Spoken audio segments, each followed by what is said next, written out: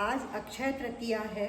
अक्षय तृतीया वैशाख माह के तृतीया की तिथि को अक्षय तृतीया कहते हैं। अक्षय यानी जिसका कोई क्षय ना हो, वह तिथि अक्षय कहलाती है।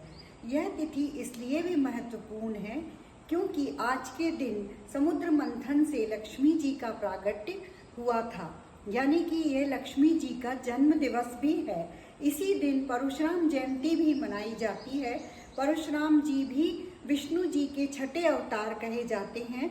आज उनका जन्म दिवस भी है। माता अन्नपूर्णा को भी आज उनका जन्म दिवस मनाते हैं और वह हमारे घर को परिपूर्ण करने वाली हैं, अन्न धन देने वाली हैं। कहा जाता है कि इसी दिन द्रौपदी का जो चीर हरण हुआ था, उसका विस्तार श्री कृष्ण जी ने किया था और द्रौपदी का चीर हरण दुशासन नहीं कर पाया था, तो द्रौपदी की रक्षा भी अक्षय तृतीया के दिन ही की थी। और द्रौपदी के पास एक अक्षय पात्र था जिसके द्वारा वह भोजन में जब भी बनाती वह कभी खत्म नहीं होता था। लेकिन एक बार दुर्वासा ऋषि आए, तब वह भोजन बनाकर उस पात्र को उल्टा कर चुकी थी, लेकिन तभी उन्होंने भगवान कृष्ण को पुकारा और नियम के विरुद्ध उस अक्षय पात्र को वापस सीधा किया, तो उसमें से भोजन बनकर आने लगा। लेकिन भगवान की कृष्ण की कृपा से दुर्वासा ऋषि जब नहा धोकर बाहर आए तो उनको ऐसी आभास हुआ, ऐसी अनुभूति हुई कि उनका पेट पूर्णतः भर चुका है और इस तरह वह पांडवों के पास नहीं आए और वहीं से चले गए। और दुर्वासा ऋषि के श्राप से भी पांडव और द्रौपदी इसी दिन बचे थे। इस दिन यह भी कहा जाता है कि भागीरथी जी ने कठिन तपस्या कर अपने पितरों के मोक्ष हेतु गंगा जी को धरती पर अवतरित किया था, इसलिए आज गंगा अवतरण दिवस भी कहा जाता है। और इसी दिन भगवान ऋषभ देव ने इक्षु से अपने 13 महीनों के कठिन व्रत का पारण भी किया था, तभी यह तिथि अक्षय तृतीया कहलाती है। यह तिथि आज इतनी महत्वपूर्ण है कि वृंदावन में जो बांके बिहारी जी के चरण का दर्शन होता है वह भी आज के दिन ही होता है।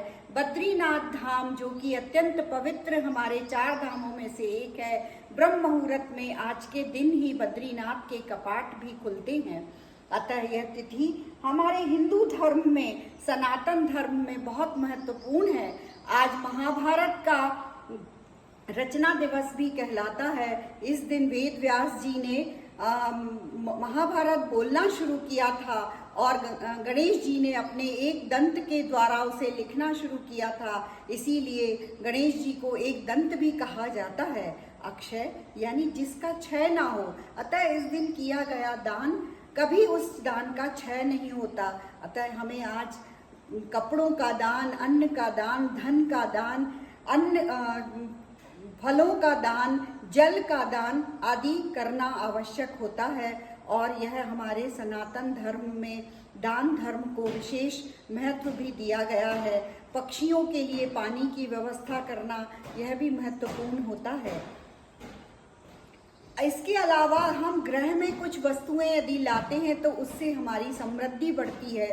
तो अतः घर में नमक, शक्कर, मीठी चीज़ें या फिर शहद, जिनसे कि घर में मिठास बढ़े, ऐसी चीज़ों को लाना चाहिए। और चूंकि यह गुरु का अंक तृतीय होता है और यह तृतीय दिवस है और गुरु का धातु गोल्ड होती है, इसलिए इस दिन गोल्ड खरीदना भी शुभ बताया गया है।